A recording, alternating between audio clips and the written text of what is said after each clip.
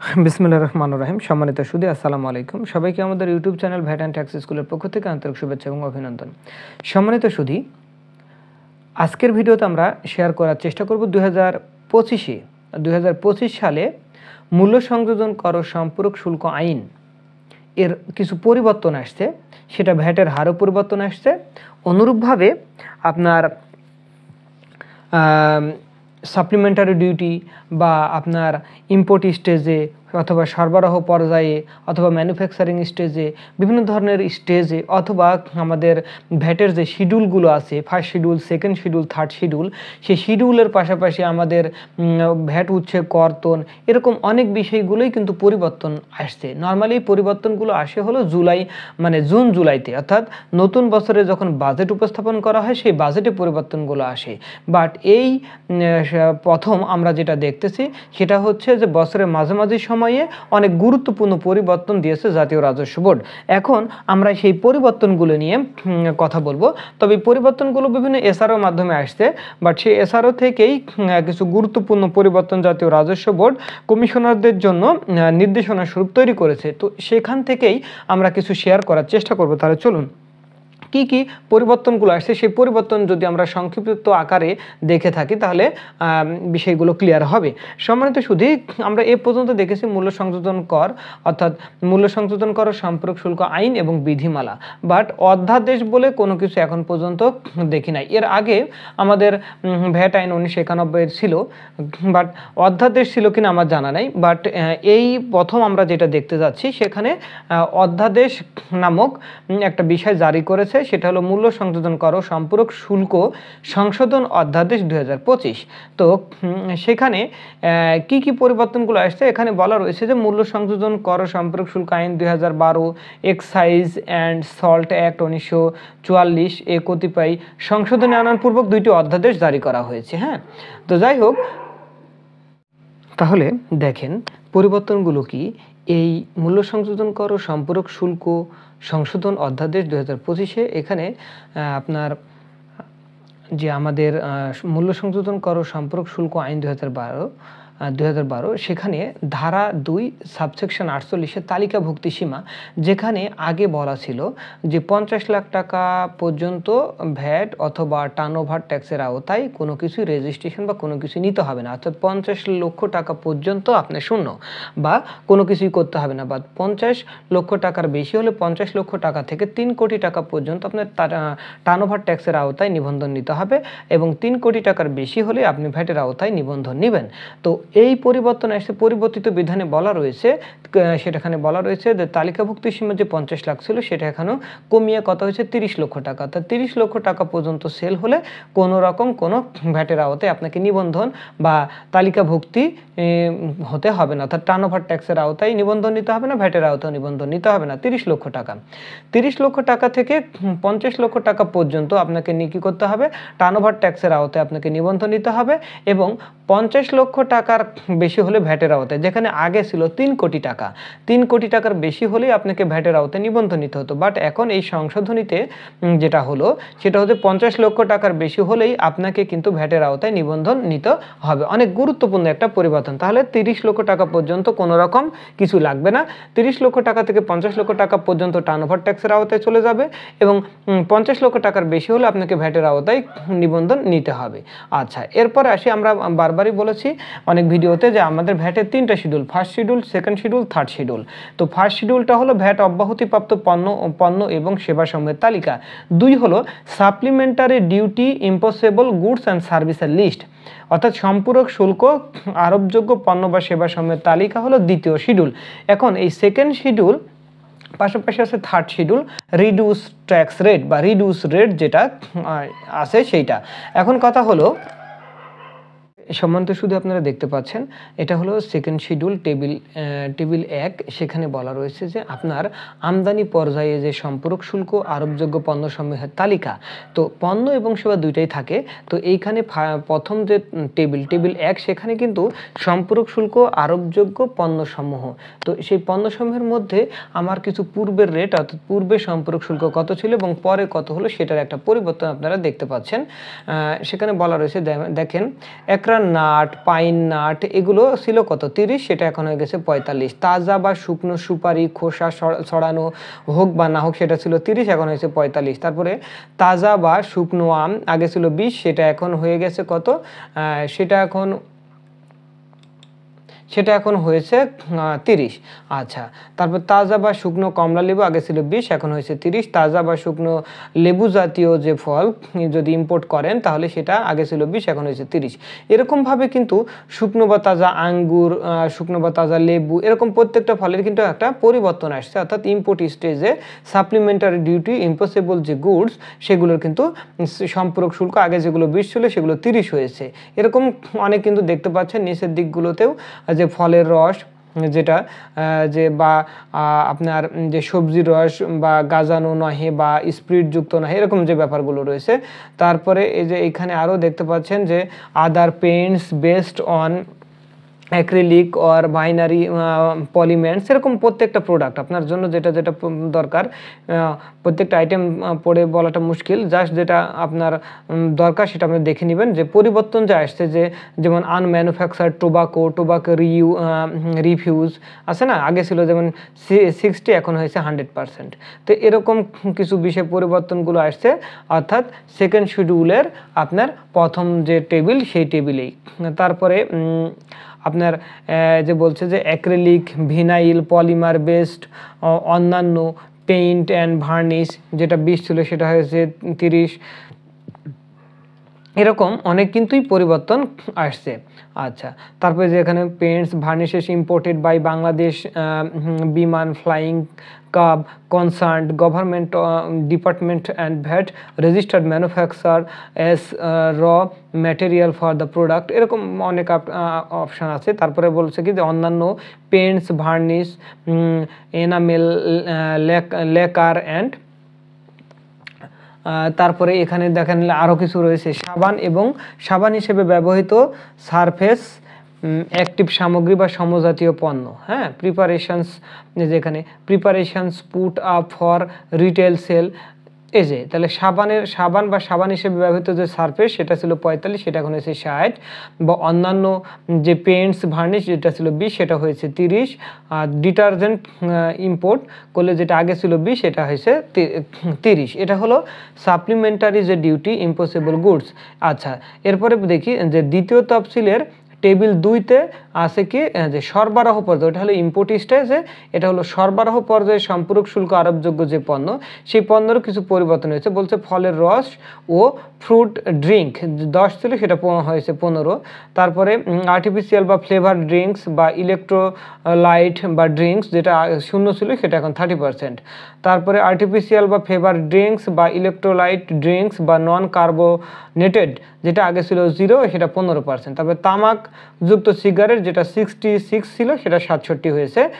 Paints primer সহ আগে ছিল 5, এখন হয়েছে 10। আচ্ছা, দ্বিতীয় তফসিলের আপনার টেবিল 3 যেটা সরবরাহ পর্যায়ে সম্পূরক শুল্ক আরোপযোগ্য সেবা, আগেরগুলো ছিল পণ্য, এখন হলো সেবা। এখন বলেছে হোটেলের ক্ষেত্রে একটা বিষয় রয়েছে, বলছে আবাসন খাদ্য বা পানীয় সরবরাহকালে যদি হোটেল মদ জাতীয় পানীয় সরবরাহ করা হয় বা যে কোনো ধরনের ফ্লোর শো এর আয়োজন করা হয় কেবল ওই সকল বিলের উপর বছরে 1 দিনের জন্য করা হলেও সেটার উপর আগে ছিল কি সম্পূরক শুল্ক যেটা আরোপযোগ্য সেবা সেটার 20% ছিল, সেটা এখন হয়েছে কত 30%। আচ্ছা, রেস্তোরাঁর ক্ষেত্রে বলা রয়েছে খাদ্য বা পানীয় সরবরাহকালে যদি হোটেল মদ জাতীয় পানীয় সরবরাহ করা হয় বা অন্য যে কোনো ধরনের ফ্লোর শো এর আয়োজন করা হয় কেবল ওই সকল বিলের উপরে, হ্যাঁ, বছরে 1 দিনের জন্য আয়োজন করলেও সেটা 20 ছিল হয়ে গেছে 30। টেলিফোন সেবার বা মোবাইল ফোনের যে সিম রিম কার্ড ব্যবহারের মাধ্যমে যে প্রদত্ত টেলিফোন সেবা যেটা ছিল 20 সেটা হয়েছে 23। ইন্টারনেট সংস্থা আইএসপি যেটা আগে ছিল সম্পূরক শুল্ক মানে 0, এখন হয়েছে 10। আচ্ছা, এরপর আসি তৃতীয় তফসিল যেটা সেটা হলো হ্রাসকৃত কর হার।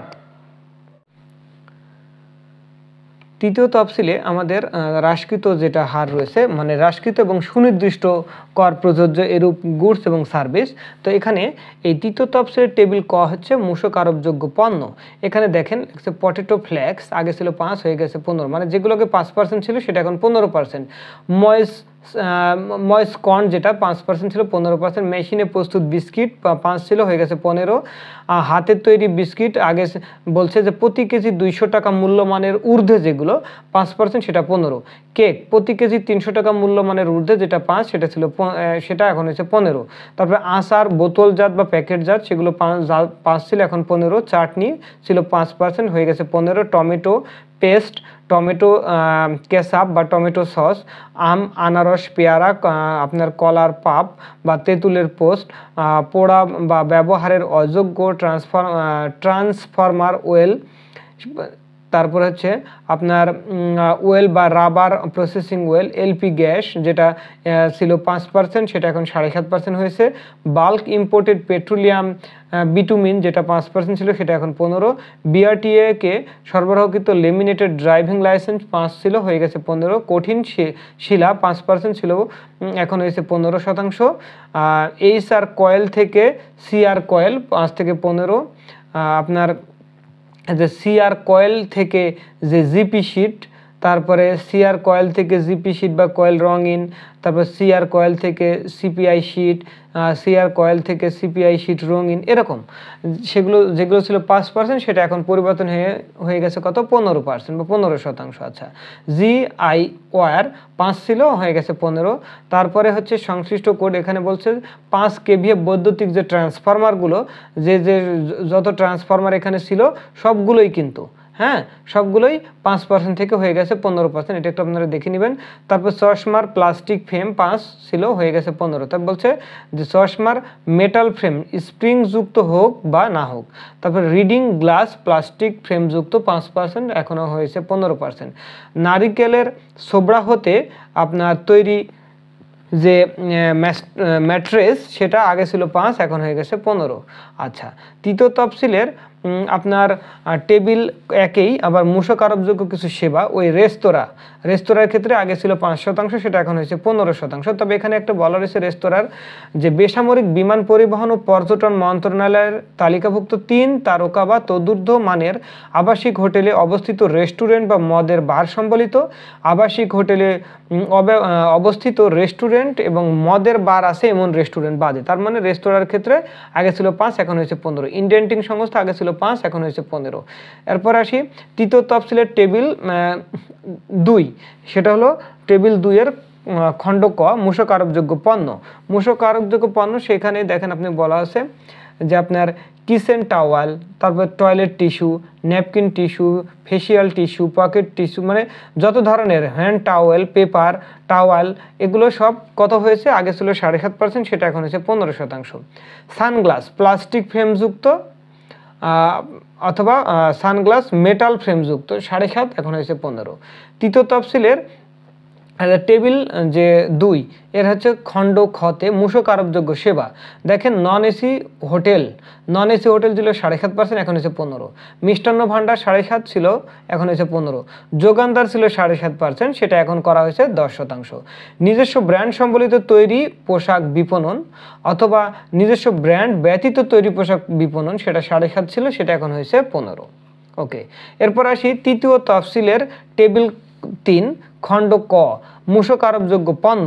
বৈদ্যুতিক খুঁটির ক্ষেত্রে পূর্বে মূসকের হার ছিল 10 এখন হয়েছে 15। ইলেকট্রিক পোল বা স্টিল প্লেট দ্বারা উৎপাদিত যেটা ছিল 10% সেটা এখন হয়েছে 15%। এরপর আসি তৃতীয় তফসিলের টেবিল 3 খণ্ড খ মূসক আরোপযোগ্য সেবা। মোটর গ্যারেজ ওয়ার্কশপের উপর ভ্যাট ছিল 10% এখন হয়েছে 15। ডকইয়ার্ড ছিল 10 এখন হয়েছে 15। ছাপাখানা আগে ছিল 10 এখন হয়েছে 15। চলচ্চিত্র স্টুডিও 10 ছিল এখন হয়েছে 15। চলচ্চিত্র প্রদর্শক প্রেক্ষাগৃহ 10 ছিল এখন হয়েছে 15। চলচ্চিত্র পরিবেশক আগে ছিল 10 এখন হয়েছে 15। মেরামত সার্ভিসিং আগে ছিল 10 এখন হয়েছে 15। স্বয়ংক্রিয় বা যন্ত্রচালিত করাত কল আগে ছিল 10 এখন হয়েছে 15। খেলাধুলা আয়োজক আগে ছিল 10 এখন হয়েছে 15। পরিবহন ঠিকাদার সেটা পেট্রোলিয়ামজাত পণ্য ব্যতীত আগে ছিল 10 এখন হয়েছে 15। বোর্ড সভায় আপনার বোর্ড সভায় যোগদানকারীর ক্ষেত্রে ভ্যাটের হার ছিল 10, এখন হচ্ছে 15। টেইলারিং অথবা শপ ও টেইলার্স এর উপরে ভ্যাট ছিল 10, এখন হচ্ছে 15। ভবন, মেঝে, অঙ্গন পরিষ্কার বা রক্ষণাবেক্ষণ সংস্থার ক্ষেত্রে ভ্যাট ছিল 10, এখন হচ্ছে 15। সামাজিক ও খেলাধুলা বিষয়ক যে ক্লাব রয়েছে সেখানেও ভ্যাট ছিল 10, এখন হচ্ছে 15। আচ্ছা, তৃতীয় তফসিলের আপনার অনুচ্ছেদ 3 ব্যবসায়ী পর্যায়ের মূসক, স্থানীয় পর্যায়ে অর্থাৎ স্থানীয় ব্যবসায়ী পর্যায়ে মূসকের হার ছিল 5, সেটা এখন হয়েছে 7.5%। ঔষধের ক্ষেত্রে স্থানীয় ব্যবসায়ী পর্যায়ের মূসকের হার ছিল আপনার 2.4, এখন হয়েছে 3। এবং এলপি গ্যাসের ক্ষেত্রে আপনার স্থানীয় ব্যবসায়ী পর্যায় মূসকের হার এটা আলাদাভাবে রয়েছে, ব্যবসায়ী পর্যায় না, ওটা 3rd শিডিউলের, যেটা আপনার একটা রেট বেঁধে দিয়েছে। এখানে আগে ছিল যাদের 2%, সেটা এখন হয়েছে কত, 0 করা হয়েছে। আগে ছিল 2, এখন এটা 0। আলাদাভাবেই কিন্তু আপনার যে এলপিজি গ্যাস সেটার কিন্তু একটা রেট ওপরের দিকে আমরা দেখাইছি। আচ্ছা, একটু পরে ওটার আলাদা একটা রেট আছে, সেই রেটটা আমরা আরেকবার দরকার হলে শেয়ার করব। তাহলে এই মোটামুটি আমরা কিছু শেয়ার করলাম। এছাড়া আরও কিছু পরিবর্তনগুলো দেওয়া হয়েছে, সেই পরিবর্তনগুলোর শেষের দিকে দেখেন এসআরওর যে পরিবর্তন, সেই কোন এসআরওতে কী পরিবর্তন বা সংশোধনী আনা হয়েছে সেই বিষয়গুলো এখানে শেয়ার করা হয়েছে। প্রজ্ঞাপনের তালিকাগুলো এখানে দেওয়া হয়েছে, যার যেটা দরকার সেটা আপনারা দেখে নেবেন। যেমন যে এখানে সিগারেটের খুচরা মূল্য নির্ধারণের জন্য একটা বিষয় রয়েছে। তারপরে আপনার এই যে এখানে বলা রয়েছে এসআরও নং 15, সেখানে বলা রয়েছে যে উৎপাদিত বা আমদানিকৃত তামাকজাত সিগারেটের মূল্য নির্ধারণ সহ উহার প্যাকেট, স্ট্যাম্প বা ব্যান্ড রোল ব্যবহার পদ্ধতি, সেইটা এরকম কিছু গুরুত্বপূর্ণ পরিবর্তন আসছে। এবং লাস্টে যে এখানে রয়েছে প্রজ্ঞাপন 19, সেখানে বলা রয়েছে কি যে আপনার সামঞ্জস্য আনয়নের লক্ষ্যে উৎসে মূল্য সংযোজন কর কর্তন আদায় বিধিমালা 2021 এর প্রয়োজনীয় সংশোধন আনয়নপূর্বক একটি সংশোধনী প্রজ্ঞাপন জারি করা হয়েছে, একটা এসআরও আছে। আচ্ছা, সাধারণ আদেশেরও কিছু তালিকা দেওয়া হয়েছে। আচ্ছা, এখন এইখানে বলা হয়েছে যে সিগারেটের ক্ষেত্রে সর্বোচ্চ খুচরা মূল্য পুনর্নির্ধারণ পূর্বক সম্পূরক শুল্ক নির্ধারণ করা হয়েছে। আগে যেমন এখানে ছিল পূর্বের মূল্য, অর্থাৎ 10 শলাকায়ের জন্য আগে ছিল 60, হ্যাঁ, এই যে 60%, যেখানে বলছে নিম্ন স্তর 50 টাকা বা তদুর্ধ্ব, সেটা ছিল 60, এখন হয়েছে 67। তো মধ্যম স্তর 70 বা তদুর্ধ্ব, আগে ছিল 65.5, সেটা এখন হয়েছে 67, যেটা আপনার একটু চেঞ্জ হয়েছে। অর্থাৎ এখানে নিম্ন স্তর ছিল 50, এখন করা হয়েছে নিম্ন স্তর 60। এখানে মধ্য স্তর করা ছিল 70, এটা করা হয়েছে 80। এখানে উচ্চ স্তর 120 বা তদুর্ধ্ব, যেখানে সম্পূরক শুল্ক ছিল 65.5, সেটা এখন করা হয়েছে উচ্চ স্তর 140 বা তদুর্ধ্ব, সেটা হয়েছে 67। এবং অতি উচ্চ স্তর ছিল 160, সেটা এখন করা হয়েছে 185 তদুর্ধ্ব, 185 বা তদুর্ধ্ব আপনার সম্পূরক শুল্ক করা হয়েছে 67। আচ্ছা, এরপরে আসি যে আমদানি পর্যায়ে সম্পূরক শুল্কের হার পরিবর্তন করা হয়েছে, অর্থাৎ লাইমস্টোন যেটা ছিল 0, এখন করা হয়েছে 10। আর হচ্ছে ডোলোমাইট, এটা ছিল 0, এটা করা হয়েছে 10%। এবং বিমান টিকিটের যে আবগারি শুল্কের যে পরিবর্তন, সেটাও কিন্তু হয়েছে। আভ্যন্তরীণ বিমান টিকিট ছিল 500, এখন হয়েছে 700। আন্তর্জাতিক রুটে সার্কভুক্ত দেশের বিমান টিকিট ছিল 500, এখন হয়েছে 1000। আন্তর্জাতিক রুটে এশিয়া মহাদেশের যে সার্কভুক্ত দেশ ব্যতীত সেখানে ছিল আপনার আবগারি শুল্ক ছিল 2000, এটা করা হয়েছে 2500। আন্তর্জাতিক রুটে এশিয়া মহাদেশ ব্যতীত বিশ্বের অন্যান্য দেশের বিমান টিকিট যেখানে ছিল 3000, এখন করা হয়েছে 4000। আচ্ছা, এই মোটামুটি আপনার কিছু পরিবর্তন। এছাড়াও আরও কিছু আপনার উৎসে কর কর্তন বিধিমালাতেও কিছু পরিবর্তনগুলো আসছে, সেই পরিবর্তন আমরা আলাদা আর একটা ভিডিওতে দেখিয়ে দেব। এই হলো মোটামুটি ভ্যাটের গুরুত্বপূর্ণ কিছু পরিবর্তন, অর্থাৎ সাপ্লিমেন্টারি ডিউটি থেকে শুরু করে ভ্যাটের গুরুত্বপূর্ণ হারের কিছু পরিবর্তন রয়েছে। তারপর রেজিস্ট্রেশন সংক্রান্ত বা তালিকাভুক্তি বা ভ্যাট রেজিস্ট্রেশন, সেটারও কিছু পরিবর্তন হচ্ছে, সেটাও আমরা শেয়ার করেছি। তবে মোটামুটি এই ইনস্ট্রাকশনগুলো কমিশনারদের জন্য দেওয়া হয়েছে সামারি আকারে, সেইখান থেকে আপনাদের কিছু বিষয়গুলো আমরা শেয়ার করলাম। আশা করছি উপকৃত হবেন। এর পরের ভিডিওতে আমরা দেখাবো উৎসে কর কর্তন যে বিধিমালা 2021-এর যে কিছু সংশোধনী বা পরিবর্তন আনা হয়েছে, সেটা 21-এর সাথে সামঞ্জস্যপূর্ণ করে কতটুকু মানে একটু অ্যাডিশন করে ক্লিয়ার করা যায়, সেই বিষয়গুলো আমরা ক্লিয়ার করার চেষ্টা করব। যাই হোক সম্মানিত সুধী, আশা করছি ভিডিওটি দেখে উপকৃত হবেন এবং চেষ্টা করা হয়েছে যতটুকু পারা যায় চেষ্টা করা হয়েছে একটু বোঝানোর। আমরা কিন্তু সবসময় বলি যে ভ্যাটের সবচেয়ে গুরুত্বপূর্ণ যে বিষয়গুলো সেটা হলো আপনার ভ্যাট আইন জানতে হবে। আইনের পাশাপাশি আপনি first schedule, second schedule, third schedule এই বিষয়গুলোও কিন্তু আপনাকে জানতে হবে এবং বিধিমালাও আপনাকে জানতে হবে। তাহলে কি এই যে আবার নতুন আবার আরেকটা আসলো, কি নতুন বিষয়টা একটু করলো, সেটা হচ্ছে মূল্য সংশোধন করো সম্পূরক শুল্ক অধ্যাদেশ 2025, সেই পরিবর্তন নিয়ে আসছে আর কি, মাঝামাঝি সময়তে নিয়ে আসার কারণে হয়তো অধ্যাদেশ আকারে দিয়েছে, আদারওয়াইজ আপনার ওই সময়তে এসআরও আকারে দিত। যাই হোক, ভ্যাটের মূল বিষয়গুলো জানার জন্য আপনাকে এসআরও জানতে হবে, আপনাকে সাধারণ আদেশ জানতে হবে, বিশেষ আদেশগুলো জানতে হবে। যে টাইম টু টাইম যে পরিবর্তনগুলো আসছে সেই পরিবর্তনগুলো সম্পর্কে আপনাকে অবগত থাকতে হবে। তবে সবার মধ্যে একটা গুরুত্বপূর্ণ বিষয় নিয়েই সবাই কথা বলতেছিল বারবার, সেটা হচ্ছে যে প্রকিউরমেন্ট প্রোভাইডার বা যোগানদারের বিষয়টা নিয়ে। আর যেটা আগে ছিল 7.5%, সেটা এখন করা হয়েছে 10%। আবার ব্যবসায়ী পর্যায়ের যে ভ্যাট যেটা ছিল 5%, সেটা এখন করা হয়েছে 7%, 7.5%।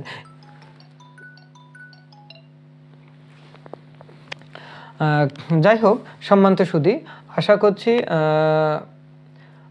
ভিডিওটি দেখে উপকৃত হবেন। যদি ভিডিওটি ভালো লেগে থাকে অবশ্যই লাইক দিবেন, শেয়ার করবেন, কমেন্ট করে জানাবেন এবং ভ্যাট অনলাইন থেকে শুরু করে আপনার রিটার্ন, ভ্যাট অনলাইন সার্ভিসের সকল সমস্যার সমাধান আশা করছি আমরা দিতে পারবো। আপনি বাংলাদেশের যে প্রান্তে হন না কেন, আপনার আইডি লক থেকে শুরু করে বা বিন লক থেকে শুরু করে সিকিউরিটি কোশ্চেন এবং বিনা আবেদন করেছেন সেটা অ্যাপ্রুভাল হচ্ছে না বা এরকম যত ধরনের যতটুকু হয় পরামর্শ দিয়ে হোক বা অন্য কোনো ওয়েতে সহযোগিতা করা যাবে। যাই হোক সম্মানিত সুধী, আজকে এ পর্যন্তই। সবাই ভালো থাকবেন, সুস্থ থাকবেন। আসসালামু আলাইকুম।